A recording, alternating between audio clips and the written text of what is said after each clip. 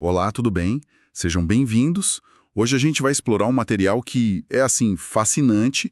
É uma análise bem detalhada de um texto muito antigo, o segundo capítulo do livro de Jonas. E o cenário, né, é um dos mais claustrofóbicos que dá para imaginar. A gente tem um homem, o Jonas, que está preso dentro de um peixe gigante. Exato. No fundo do mar, é tipo a definição de chegar no fundo do poço. Com certeza. E é aí que o nosso material de hoje mergulha. Porque a reação dele é muito contraintuitiva. Totalmente. Porque no meio desse desespero todo, ele não entra em pânico, ele faz uma oração, quase um poema. E a ideia que a gente vai investigar hoje é que a libertação de verdade não acontece quando o problema acaba. Ela acontece enquanto a pessoa ainda está no meio dele, né? A mudança externa é só uma consequência. Isso. É uma tese bem forte. O nosso material fonte destrincha isso verso a verso, buscando o que ele chama de aplicações espirituais. É. E a gente vai usar isso como base, mas olhando também a psicologia e a estrutura literária por trás dessa experiência tão extrema. Ok, então vamos lá. Começando pelo mais chocante, versos 1 e 2. Jonas está no escuro, dentro do peixe, e ele ora. Mas o nosso material descreve isso como um salmo de agradecimento. E arrependimento, né? E a minha primeira reação foi: isso não soa meio falso? Psicologicamente falando, no meio do terror, a primeira reação de alguém seria agradecer? Essa pergunta é o ponto de partida perfeito para entender o capítulo todo. E a sua intuição está certíssima.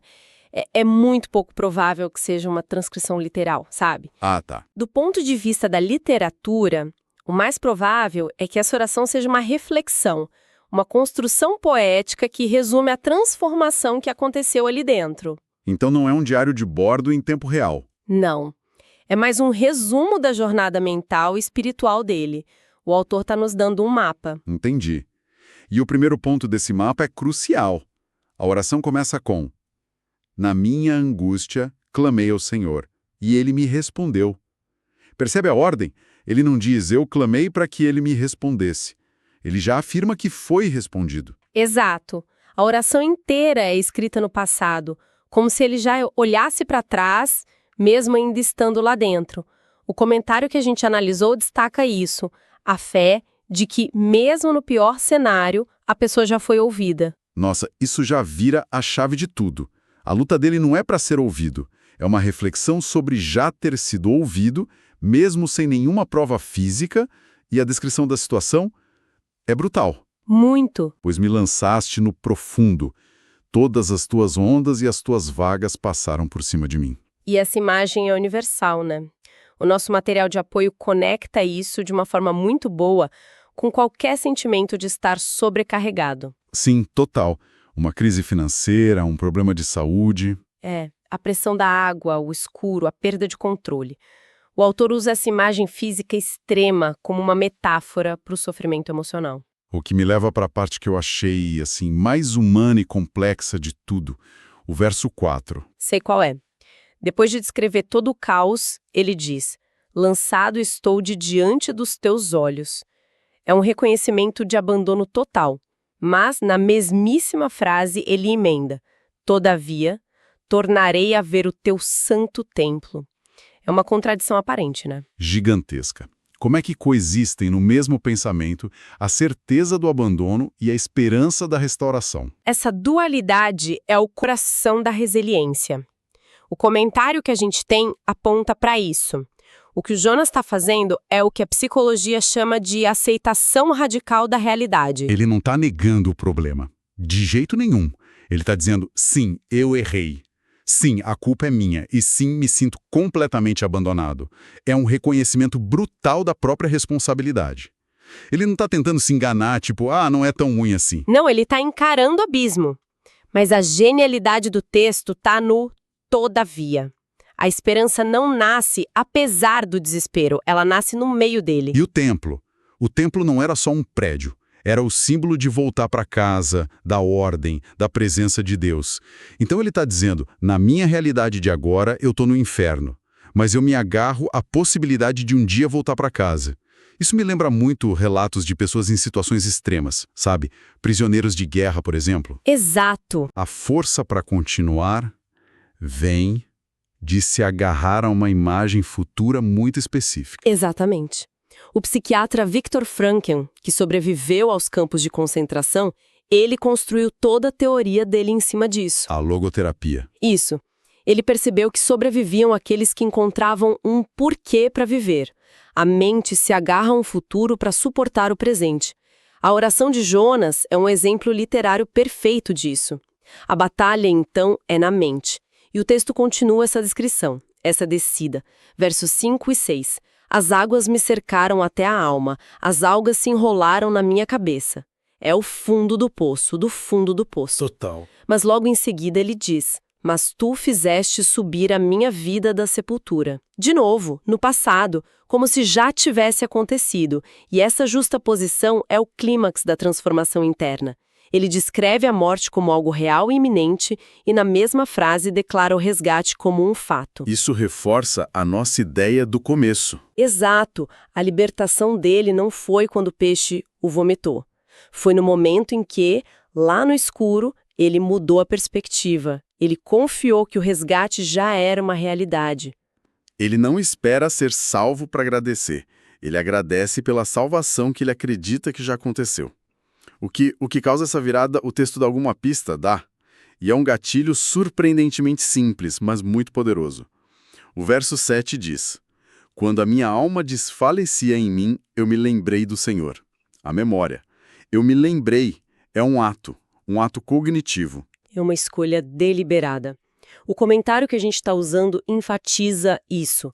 No meio do caos, ele decide ativamente puxar da memória suas convicções mais profundas. Ele para de focar no ambiente imediato, no desespero. Isso, e direciona o foco para algo maior. Essa mudança de foco interno é o que desbloqueia todo o resto. Certo.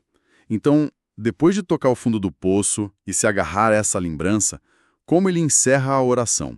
Qual é a nota final? A conclusão, nos versos 8 e 9, é uma declaração de compromisso. Primeiro ele faz um contraste. Ele diz: os que se apegam a ídolos inúteis desprezam a fonte da sua misericórdia. Ídolos inúteis ou vaidades mentirosas. O que seriam esses ídolos hoje em dia? O nosso material interpreta isso de forma bem ampla. Não são só estátuas, né? Um ídolo inútil é qualquer coisa em que a gente deposita a nossa confiança final e que, na hora do aperto, não pode salvar. Dinheiro, carreira, o nosso próprio plano. Exatamente. O plano de Jonas era fugir. Ele confiou no plano dele, esse era o ídolo dele, e se mostrou totalmente inútil. Então, quando ele critica os outros, na verdade ele está fazendo uma autocrítica. Profunda. Ele está dizendo: eu confiei numa ideia vazia e olha onde eu vim parar. É a conclusão lógica do arrependimento dele. E depois da autocrítica, vem o compromisso. Verso 9. Mas eu, com a voz do agradecimento, te oferecerei sacrifício. O que votei, pagarei. Ele não está só pedindo desculpa. Ele está dizendo: eu aprendi e vou cumprir minha missão. A oração termina com uma promessa, e a resposta a essa promessa é bem gráfica e imediata. Verso 10. Falou, pois, o Senhor ao peixe, e este vomitou a Jonas na terra seca. E a forma como acontece é muito importante. O texto faz uma ligação direta de causa e efeito.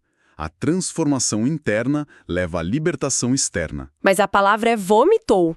Não é uma saída, digamos, elegante. Não mesmo. Ele é expelido de forma violenta, suja. É quase como um renascimento, mas um renascimento bagunçado, não glorioso. Isso reforça que não foi por mérito dele. Exato. É uma ação externa que o coloca de volta no caminho.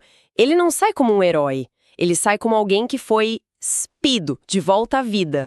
Então, para a gente amarrar tudo isso, a gente percorreu uma jornada que vai do desespero, passa pelo reconhecimento da realidade, se agarra a uma memória, se firma num compromisso e só aí alcança a libertação física. Sem dúvida. A tese se confirma.